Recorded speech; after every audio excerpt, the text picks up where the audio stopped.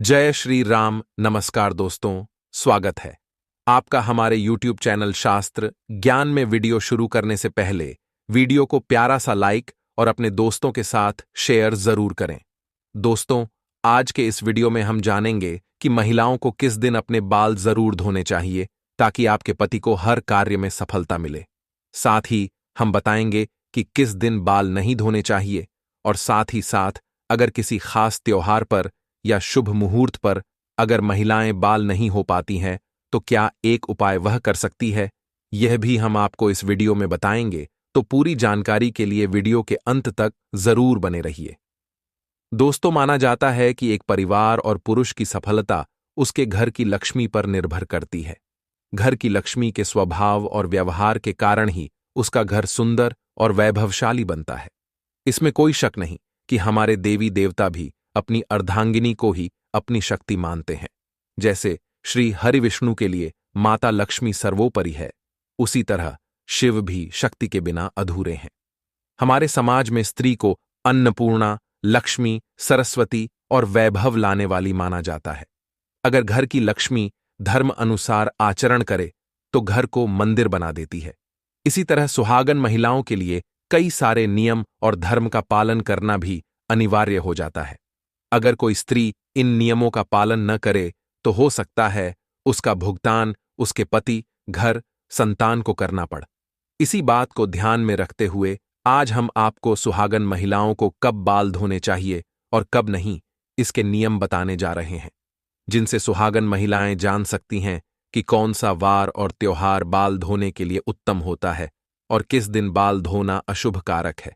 लेकिन उससे पहले आपसे सबसे पहली बात, कुंवारी कन्याओं को कभी भी बुधवार के दिन बाल धोने नहीं चाहिए, और खासकर उन कन्याओं को जिनके छोटे भाई हैं। ऐसा शास्त्रों में कहा गया है कि जो कन्या बुधवार को बाल धोती है उसके छोटे भाई को कष्ट उठाना पड़ता है। उनके छोटे भाई का स्वास्थ्य या उनके जीवन पर कोई न कोई समस्या सदैव बनी रहती है। इसीलिए बुधवार के दिन अपने बाल न धोएं। दूसरी बात, दोस्तों, आज का समय बदल रहा है, जिससे लोग प्रभावित होकर किसी भी शुभ त्योहार, शुभ तिथि या मुहूर्त में बालों को काटने या धोने के चलन से जुड़ गए हैं। लेकिन हिंदू पंचांग के अनुसार महिलाओं को किसी भी शुभ तिथि पर बाल ना तो कटवाने चाहिए और ना ही धोने चाहिए, बल्कि एक दिन पहले ये सारे काम कर लेने चाहिए। उस दिन बाल धोना या कटवाना शुभ नहीं माना जाता, और खासकर एकादशी, अमावस्या और पूर्णिमा पर बाल बिल्कुल भी न धोएं। इससे आपके मस्तक पर चंद्रमा का प्रभाव पड़ने लगता है। तीसरी बात, यह सदैव याद रखें कि अगर आप किसी वार का व्रत रखते हैं तो उस दिन भूल से भी बाल न धोएं। जैसे अगर आपने सोमवार का व्रत रखा है तो उसके एक दिन पहले बाल धोकर आप शुद्ध हो जाएं। जिस दिन व्रत रखते हैं उस दिन बाल कदापि न धोएं, और अगर किसी कारणवश आपको उस दिन बाल धोने पड़ जाएं तो आप यह उपाय कर सकते हैं। आप अपने बालों में कच्चा दूध लगाकर बाल धो सकते हैं। चौथी बात, सुहागन महिलाओं को गुरुवार के दिन बाल नहीं धोने चाहिए। इस दिन न सिर्फ महिलाओं को बल्कि पुरुषों को भी न ही बाल कटवाने चाहिए और न ही धोने चाहिए। आपने शास्त्रों के अनुसार भी सुना होगा कि गुरुवार के दिन घर में पोछा नहीं करना चाहिए। बृहस्पति देवताओं के गुरु माने जाते हैं। ऐसी मान्यता है कि गुरुवार के दिन बाल धोने से या कटवाने से घर में आर्थिक समस्याएं उत्पन्न होने लगती हैं। आपके ग्रह भी अपनी दशाएं बदलने लगते हैं। ये सभी बृहस्पति गुरु के कारण होता है। पांचवी बात, अगर आप एक पुत्र की माता हैं या आपकी पुत्र प्राप्ति की कामना है तो उन महिलाओं को शुक्रवार के दिन बाल जरूर धोने चाहिए। छठी बात, शनिवार के दिन शनि महाराज का दिन माना जाता है। इस दिन सर में तेल लगाएं और ना ही अपने बालों को धोएं। इससे शनि की कुदृष्टि आप पर बनी रहती है, और अगर किसी कारणवश आपको शनिवार के दिन बाल धोने पड़ जाएं तो आप थोड़ी सी हल्दी व बेसन को मिलाकर पहले बालों पर लगा लें और उसके बाद आप बाल धो सकते हैं। पर ध्यान रखें कि बहुत ज्यादा आवश्यकता होने के कारण ही आप शनिवार के दिन बाल धोएं, अथवा इस वार को आप बाल कदापि न धोएं। सातवीं बात, स्त्री हो या पुरुष, गुरुवार का दिन बाल काटने के लिए अत्यंत शुभ माना जाता है। शुक्रवार के दिन बाल धोना भी शुभ माना जाता है। शुक्रवार के दिन माता लक्ष्मी का होता है और इसीलिए महिलाएं इस दिन अपने बालों को अवश्य ही स्वच्छ करें। इससे माता लक्ष्मी की कृपा आप पर अवश्य बरसेगी। शास्त्रों में एक और मान्यता है। सुहागन स्त्री अपने मांग में सिंदूर भरकर किसी भी पूजा में शामिल हो सकती है, क्योंकि मांग का हिस्सा गंगा सिंदूर का माना जाता है, जो सुहागन स्त्री के सौभाग्य को दर्शाता है, जिसे स्वयं देवता भी नहीं नकार सकते। हालांकि पुरुष को सदैव नहाने व बाल धोने के बाद ही पूजा आदि में शामिल होना चाहिए, लेकिन सुहागन महिलाएं बिना बाल धोए सिंदूर लगाकर भी पूजा यज्ञ में शामिल हो सकती है। लेकिन दोस्तों, बात जब सिंदूर की आती है तो सिंदूर से जुड़ी ये खास बात मालूम होना बहुत जरूरी है, वरना इसका गलत तरीके से किया गया उपयोग आपके पति की मृत्यु का कारण भी बन सकता है। दोस्तों, अगर आपको देखना है कि आपका पति आपसे प्रेम करता है या नहीं, तो ऐसे में आपको अपने पति के हाथों से सिंदूर लगवाना चाहिए और देखना चाहिए कि अगर आपकी नाक पर थोड़ा सा भी सिंदूर गिरता है तो वह आपसे बहुत प्रेम करता है। सुनने में फिल्मी लग रहा होगा, लेकिन यह बात बिल्कुल सच है। दरअसल शास्त्रों की माने तो कहा जाता है कि जब कभी पति द्वारा सिंदूर नाक पर गिरता है तो पति पत्नी के प्रेम को दर्शाता है और आने वाले समय में भी उनका रिश्ता और भी गहरा होता चला जाता है। इसके अलावा जब आप खुद सिंदूर लगाती हैं और अनजाने में अगर वह सिंदूर नाक पर गिर जाता है तो इसका मतलब है पति की तरफ से आपको कोई खुशखबरी मिलने वाली है।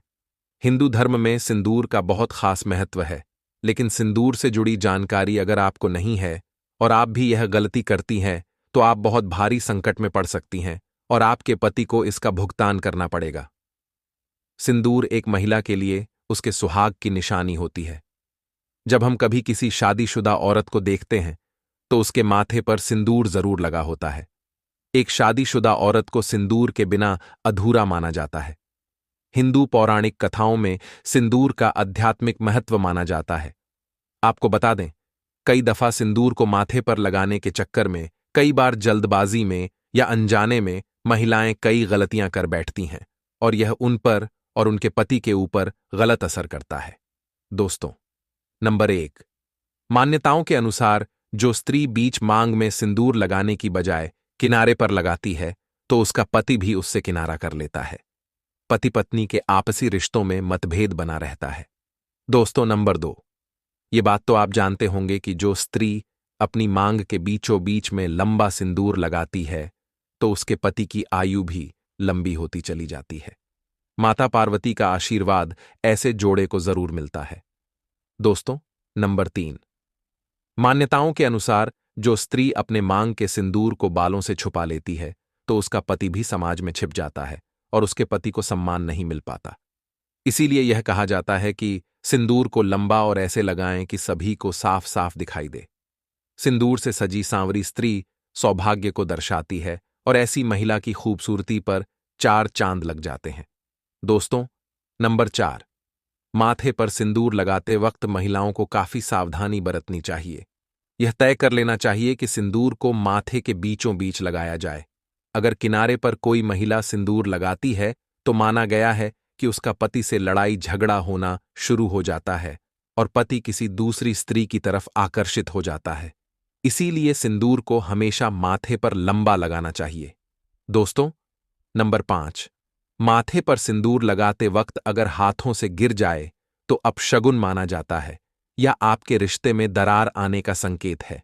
ऐसे में आपको माता पार्वती का ध्यान करना चाहिए और क्षमा मांग लेनी चाहिए ताकि बुरी बलाएं टल जाएं। दोस्तों, नंबर 6, जिस व्यक्ति को सपने में सिंदूर लगी स्त्री के दर्शन होते हैं तो बहुत ही ज्यादा शुभ माना जाता है। यह धन लाभ कराता है। ऐसी स्त्री सपने में दिखना बहुत ही ज्यादा शुभ संकेतों को दर्शाती है। दोस्तों, नंबर 7, जो स्त्री सिंदूर को लगाने से पहले माथे से चूम कर लगाती है तो सौभाग्य में वृद्धि होती है और ऐसी स्त्री का पति लंबी उम्र का वरदान पाता है।